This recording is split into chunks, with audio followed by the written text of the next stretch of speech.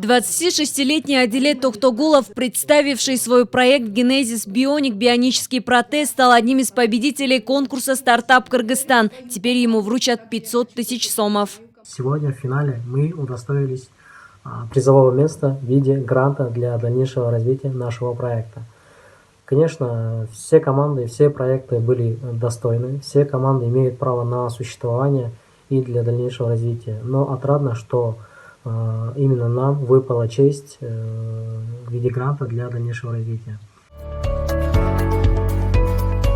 Напомним, ранее Кыргызпатент объявил конкурс на самый лучший стартап, тем самым открыв двери для всех начинающих стартаперов страны. Всего на конкурс поступило 320 заявок из 7 областей, из них 317 от физических лиц и 3 заявки от юридических. Стоит отметить, заявки принимались без ограничений по всем направлениям секторов экономики. Из всех заявок были отобраны 30 лучших. Они отправлены на двухмесячное обучение в сопровождении опытных международных наставников.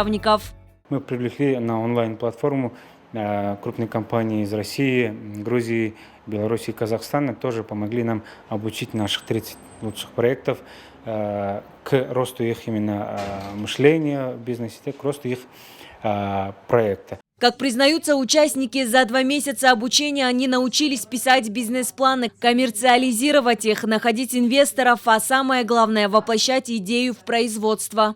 Следует отметить, что это первый государственный проект, когда государство пытается и понимает, что надо поддерживать стартапы с инновационными идеями, которые могут принести в целом доход как и бюджету, как и рост экономики обеспечат, так и создадут рабочие места.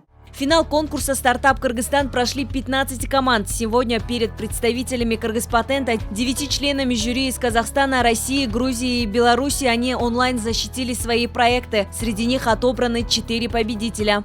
И на сегодняшний день надо пользоваться вот этими мобильными, оперативными технологиями, которые позволяют увеличить количество рабочих мест, которые позволят принести прибыль нашему государству. Теперь победителям представится возможность бесплатного пользования офисом в новом здании инновационного центра Кыргызпатента, а также другой необходимой инфраструктурой и оборудованием лаборатории FabLab. Жазгуль Бакытбекова, Руслан Сабатаров, Алату 24.